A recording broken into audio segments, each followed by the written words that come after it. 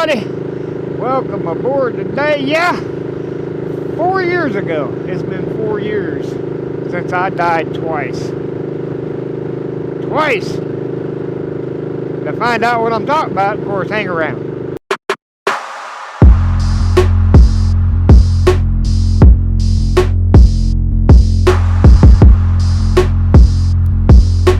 That's right, I'm on my way to the gym. You can see the backpack. I go to the gym often as I can.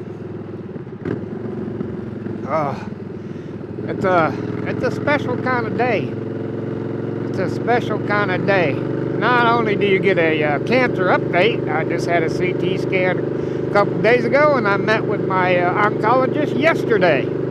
So you get a CT scan update, and it's been 4 years. It's been 4 years since I died. Twice.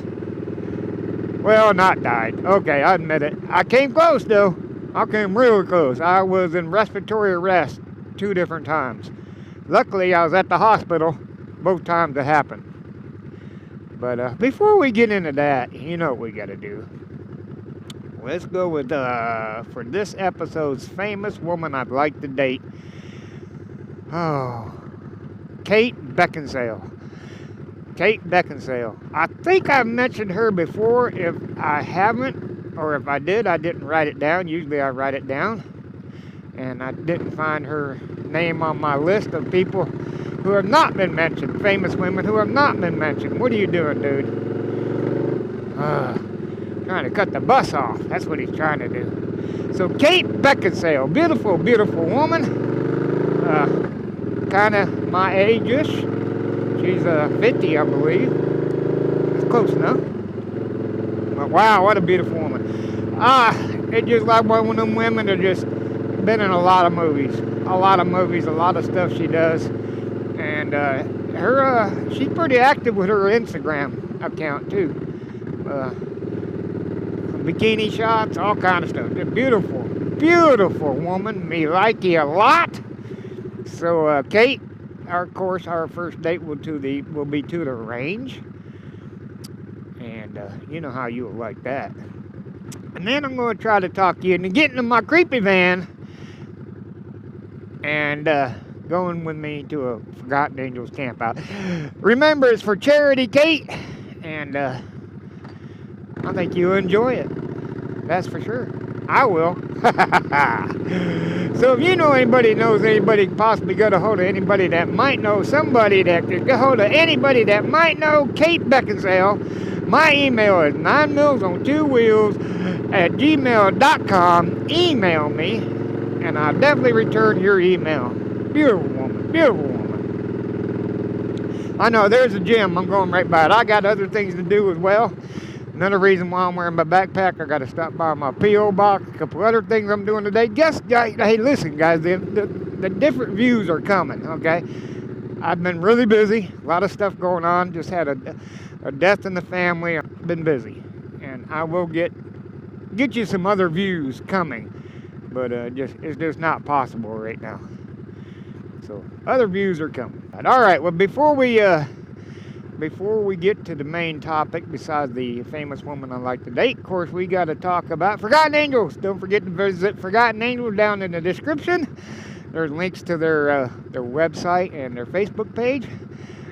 Please consider making a donation, purchasing some raffle tickets. Help them in foster care abuse. Help them expand to other states. Sign up for Harness. That's the best way, I think. You can make monthly donations through Harness. You can also, what it does, also the best thing I think, it rounds up the amount that you purchase with your debit card, and it gives that rounded up amount to Forgotten Angels. Definitely, I think the best way. And you're automatically enrolled in all the giveaways. To check out this, the latest giveaway, you need to go down and check out Shay Lacey's channel and Shade Street's channel for the latest motorcycle giveaway. Go check that out, please. Don't forget, I have a Patreon.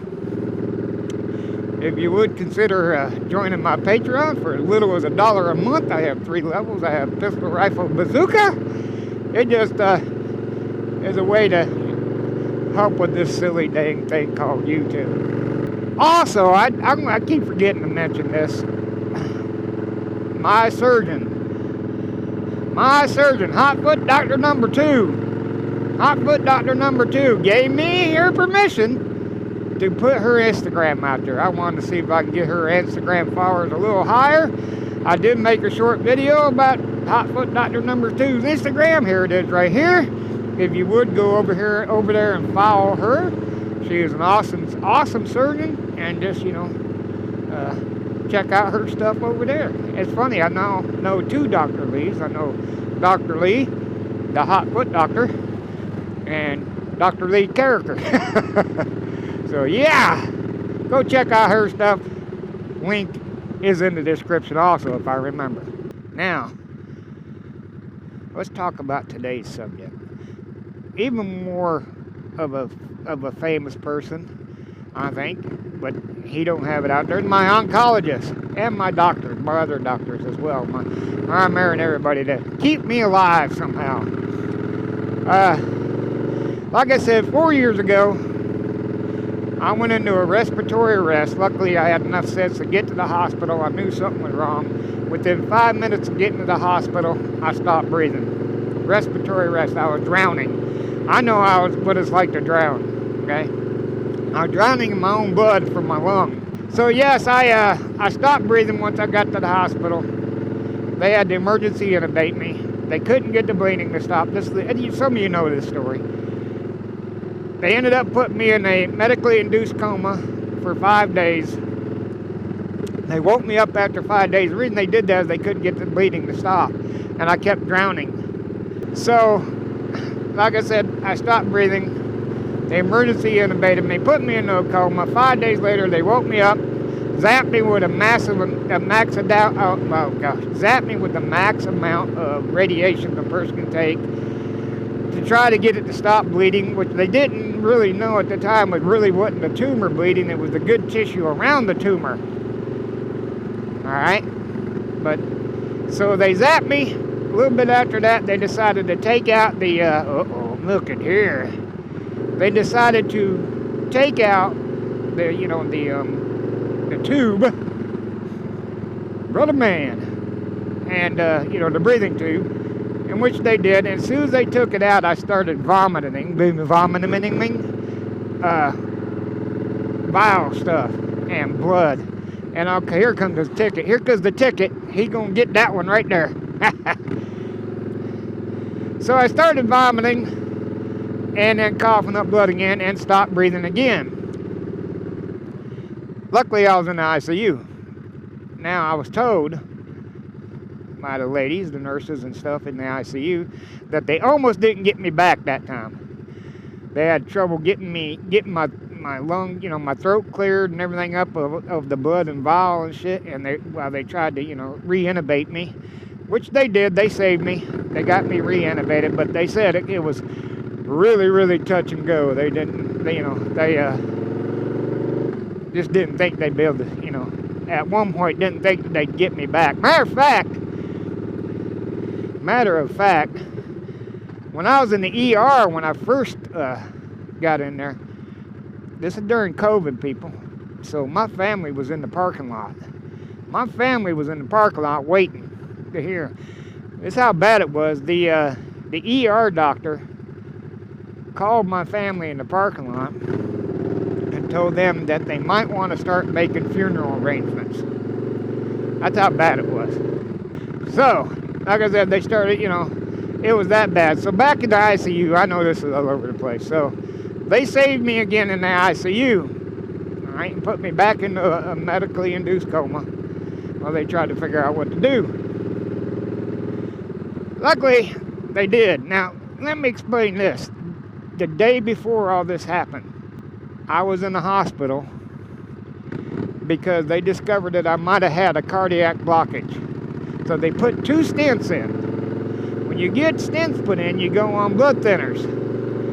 That was part of the problem, they thought, was the blood thinners. Now, you got to be on blood thinners for a minimum of 4 weeks once you have a stent put in, or stents, like my case. Well, I was on them for 5 days. That's why they study me. That's why they're trying to figure out how I'm still alive. Because when they woke me up after the coma, the cardiac doctor was in there, and he actually shook my hand and said, "Good luck," because they were taking me off blood thinners, and he didn't know what was going to happen. So here I am, though, still no blood thinners. I don't even take baby aspirin. They're for fear that it caused my lung to bleed.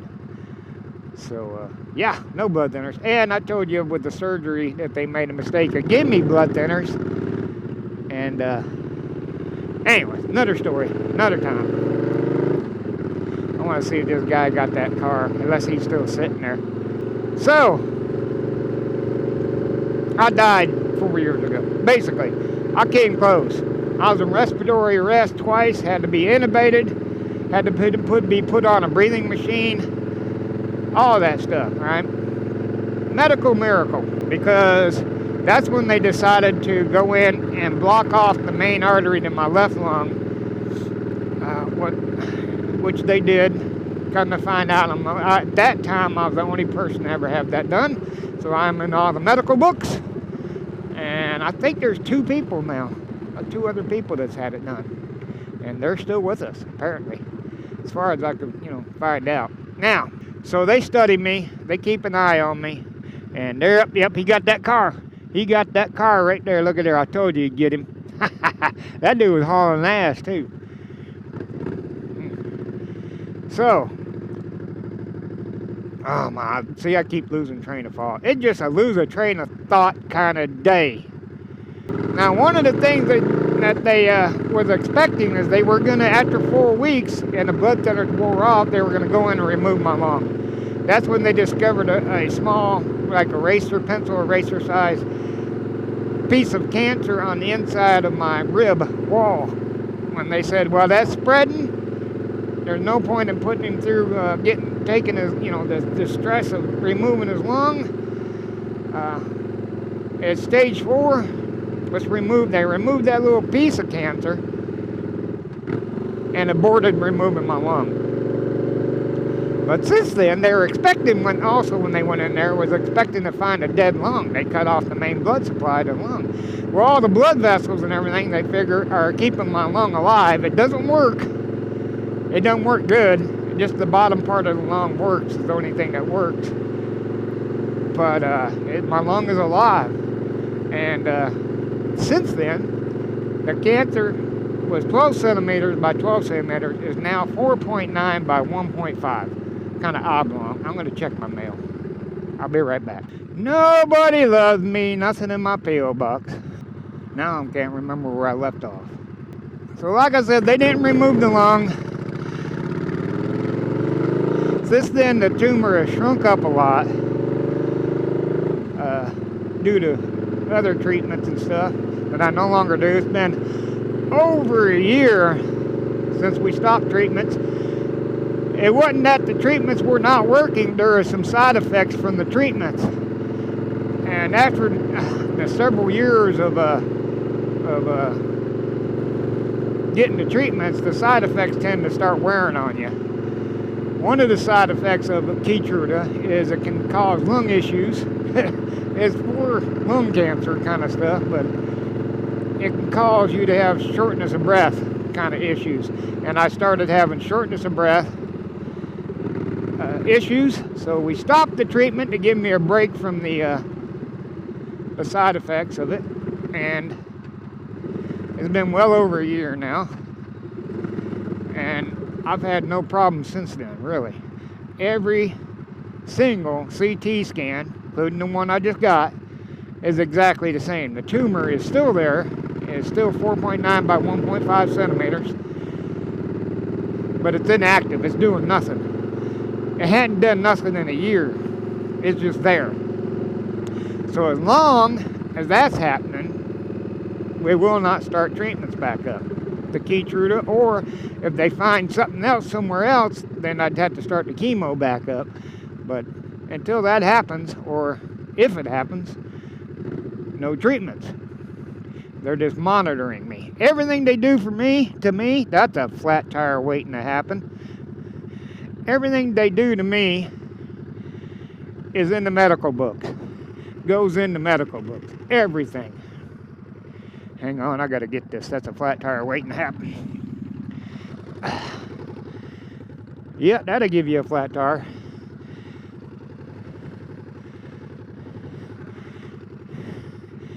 Thank you. Or somebody could thank me for saving them a flat tire. Okay, back to the subject. Yeah, here I am. Everything looks the same. Exactly the same. Better than a year now.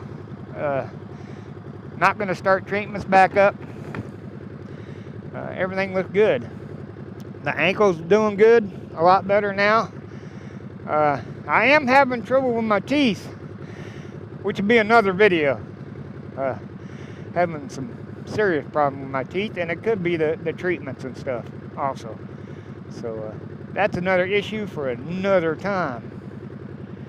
But yeah, the CT scan looked good. It looked exactly as this. Actually, it's a little bit better, just a smidge better than the previous one. So it's actually getting a little better, and I ain't had treatments. So yeah, doing good, guys. I'm still here somehow, and they're still trying to figure out how I'm still here. That kind of thing. Well, that's going to be it for this one, guys. Like I said, the CT scan come back good. I'm still in the same predicament, nothing happening.